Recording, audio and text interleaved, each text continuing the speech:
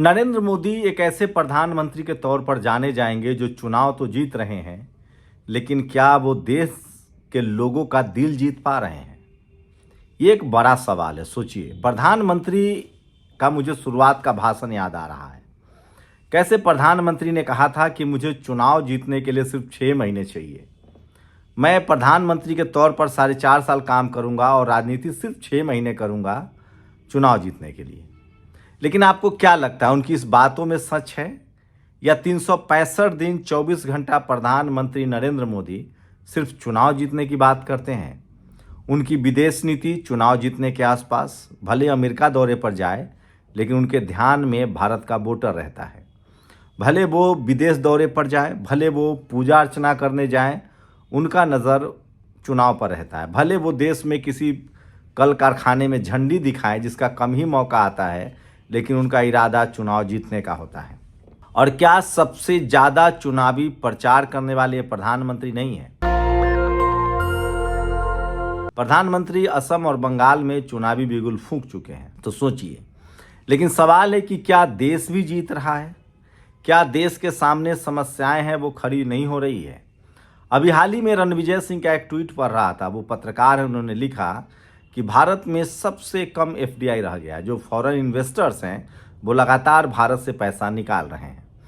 क्या आम लोगों की ज़िंदगी बेहतर हुई है? क्या महंगाई कम हुई है? क्या भारत एजुकेशन पर खर्च कर रहा है? क्या भारत पर हेल्थ पर खर्च कर रहा है? क्या भारत की सेना का आधुनिकीकरण हुआ है? और क्या भारत की दुनिया में साख बढ़ी है या घटी है? ये तमाम वो सवाल है जिस पर विवेचना होनी चाहिए। लेकिन सवाल है कि इस पर विवेचना करेगा कौन? क्या इस देश का टीवी अखबार की इतनी हैसियत है कि वो विवेचना करे?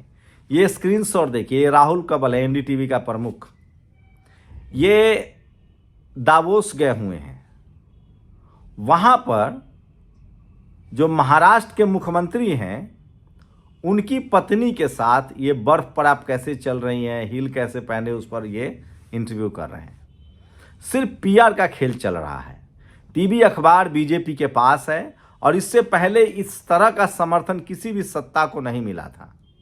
दलित, पिछड़े, किसान, आदिवासी, अल्पसंख्यक को तो नहीं मिलता है, लेकिन इतना तो कांग्रेस के 5% भी कांग्रेस के नेताओं को इतना समर्थन मीडिया से नहीं मिला था, अखबार से नहीं मिला था। इस देश में याद कीजिए, मनमोहन सिंह एक शानदार प्रधानमंत्री, सबसे पढ़ा लिखा प्रधानमंत्री, इकोनॉमिस्ट प्रधानमंत्री, लेकिन मीडिया ने उसकी धज्जियां उड़ा दी। अब सोचिए, पहले सीबीआई को लोग कटघरे में खड़ा करते थे, तब भी दुरुपयोग होता था। लेकिन आज सोचिए, ईडी को लेकर सबसे ज़्यादा सवाल होता है। अरविंद केजरीवाल को 2 मामलों में ईडी ने बरी कर दिया है। लेकिन मैं ये सारी बातें क्यों कह रहा हूं? मैं इसलिए कह रहा हूं, प्रधानमंत्री नरेंद्र मोदी 365 दिन सिर्फ चुनाव प्रचार करते रहते हैं। इस वीडियो को जब आप अंत तक देखिएगा तो मैं साबित कर दूंगा कि उनकी विदेश नीति हो, उनकी आर्थिक नीति हो, उनकी सामाजिक नीति हो या उनकी धार्मिक नीति हो, सब के सब जो है वो सिर्फ वोट के आसपास रहता है।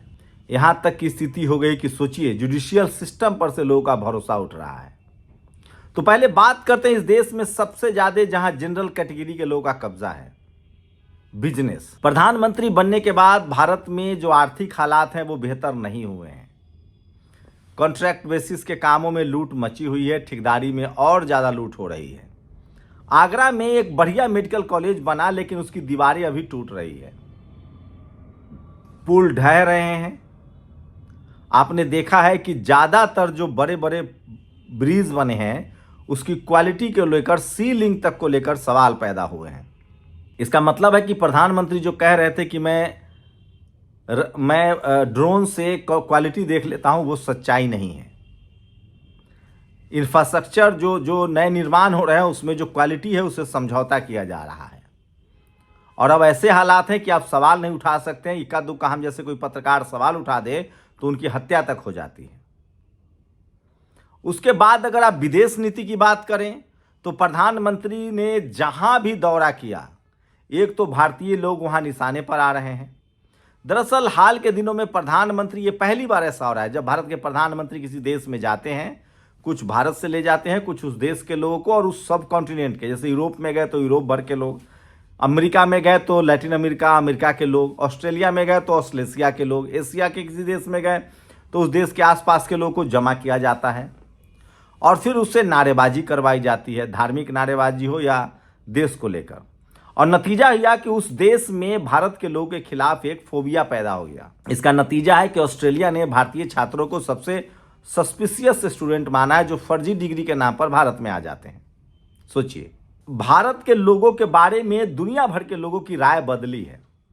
उनको लगता है कि ये डिक्टेटर करते हैं, ये यहाँ आके रायता फैलाते हैं, ये यहाँ के हमारे लॉ एंड ऑर्डर को नहीं मानते हैं। इस तरह के हुजूम की वजह से इस तरह की धारणा बनी। 2 करोड़ लोग भारत के बाहर रहते हैं, जबकि ये सारा तामझाम सिर्फ इसलिए किया गया मीडिया के दम पर। पहले भी प्रधानमंत्री जाते थे, राष्ट्रपति जाती थी, तब मीडिया में चर्चा होती थी कि हमारा समझौता क्या हुआ, हमें क्या मिलेगा, सामरिक रूप से आर्थिक रूप से क्या मिलेगा, हमारा क्या टाई अप हुआ है।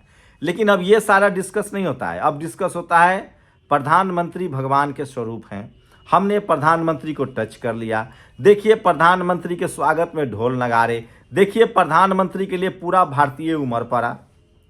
उस देशों के बीच समझौते से क्या हासिल हुआ इसकी बात नहीं होती है। तो ये विदेश नीति है। मैंने आपको सारे बड़े प्रोजेक्ट्स की बात बताई कि क्या स्थिति है। अब आते हैं आपको धार्मिक मामलों पर। हर समय में हर प्रधानमंत्री की आस्था रही है, लेकिन भारत के प्रधानमंत्री लगातार सबसे ज्यादा धर्म का इस्तेमाल चुनाव के लिए करते हैं। जिस राज्य में चुनाव हो उस राज्य से वो अपने आप को रिलेट करते हैं और सबसे ज्यादा चुनावी रैली करने का उनके नाम तो रिकॉर्ड दर्ज हो गया होगा। ये मैं गारंटी के साथ कहता हूं, कोई आरटीआई निकाल ले। तो दुनिया भर के देशों में उन्होंने लगातार दौरा किया है। हमारी विदेश नीति फेल हो रही है। मैंने विदेश नीति पर तो बात ही नहीं की। अमेरिका हम पर 50% टैरिफ लगा रहा है, हमारे नागरिकों को पहली बार हथकड़ी बांध कर भेजा जा रहा है, न्यूजीलैंड में हमले हो रहे हैं, ऑस्ट्रेलिया में हमले हो रहे हैं। तमाम देशों के लोग भारतीय फोबिया से शिकार हो रहे हैं, जबकि ये गलत है। भारत के लोग मेहनत कश है, अपने दम पर वहाँ हैं, लेकिन इनके अंदर जो जातिवाद है और जो इन्होंने वहाँ के कल्चर और नियम को नहीं माना और उसका नतीजा भुगतना पड़ रहा है। और प्रधानमंत्री की रैलियों में जिस तरह की नारेबाजी हुई उससे लोगों को तकलीफ हुई है। तो ये स्थिति है। हमें हमारे व्यापार करने की छूट तक नहीं है। हम ईरान से को निर्यात नहीं कर सकते हैं, तेल रूस से तेल नहीं खरीद सकते हैं, सब अमेरिका तय कर रहा है। तो हमारी जो विदेश नीति है वो आरएसएस के हिसाब से चलने लगी है, बीजेपी के हिसाब से चलने लगी है और उस चक्कर में हमारा बड़ा नुकसान हुआ है। हमें इजराइल से दोस्ती बढ़ानी थी और हम उससे खरीदार हैं, इजराइल को हम बेच नहीं रहे हैं और इजराइल के चक्कर में खाड़ी देशों से हमारी दोस्ती खराब हो गई। अमेरिका किसी का सगा नहीं है, रूस हमारा सबसे भरोसेमंद दोस्त था, है और आगे भी रहेगा, लेकिन सोचिए हमने उससे तेल खरीदना बंद कर दिया। तो भारत की विदेश नीति यहाँ फेल हो रही है। देश में तमाम जो बड़े इंफ्रास्ट्रक्चर के प्रोजेक्ट हैं उनकी क्वालिटी को लेकर समझौता हो रहा है, सड़कों को लेकर समझौता है। आप देखिए किस तरह से आगरा में हॉस्पिटल्स की बिल्डिंगों में दरार आ रही है। बड़े बड़े जो प्रोजेक्ट हैं जिसका प्रधानमंत्री से फीता काट रहे हैं, ये सारे बड़े प्रोजेक्ट्स पहले प्लान किए गए थे। अटल बिहारी वाजपेयी के समय भी प्लानिंग हुई थी, मनमोहन सिंह के समय भी प्लानिंग हुई थी। अब वो लगभग बन के तैयार हो रहे हैं और फीता जरूर काट रहे हैं, लेकिन क्वालिटी से समझौता हो रहा है। साथ ही आप सामाजिक तो इतनी ज़्यादा नफरत फैली है, हिंदू मुस्लिम का जातीय इतनी नफरत फैली है कि आप कल्पना ही नहीं कर सकते हैं। सोचिए, तो प्रधानमंत्री 365 दिन चुनावी रैली करते हैं। सभी जिस राज्य में चुनाव हो सबसे पहले चुनाव प्रचार सत्ता पक्ष के लोग शुरू करते हैं, प्रधानमंत्री शुरू करते हैं। इतना प्रचार तो विपक्ष के नेता राहुल गांधी भी अपनी पार्टी के लिए नहीं करते हैं। तो सोचिए, जो पार्टी सत्ता में है, क्या बीजेपी का लक्ष्य सिर्फ चुनाव जीतना है? अब बात दलित, पिछड़े, किसान, आदिवासी, अल्पसंख्यकों की करें तो बहुजन समाज के छोटे छोटे दलों को गठबंधन में उन्होंने जरूर लाया है। ये भी बात सच है कि पहले इनकम टैक्स ईडी के रडार पर सिर्फ बहुजन दलों के नेता होते थे। अब बीजेपी विरोधी कोई भी दल का नेता किसी भी जाति का हो सकता है।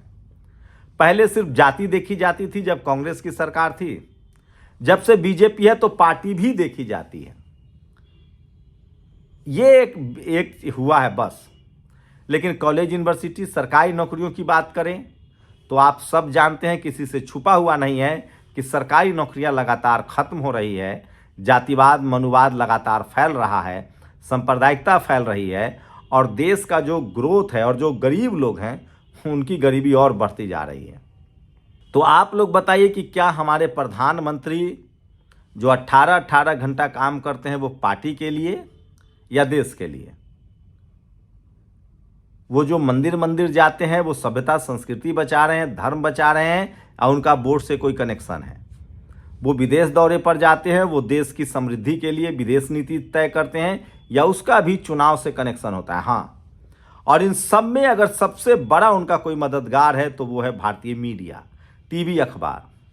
दरअसल इस देश में चपरासी से लेकर चीफ जस्टिस तक जो जाति विशेष के लोग बैठे हैं और उसमें भी जो जातिवादी और मनुवादी सोच के हैं, उनको लगता है कि हमारी सरकार है, हमारी जाति की सरकार है, तो इसके खिलाफ सवाल क्यों उठाना।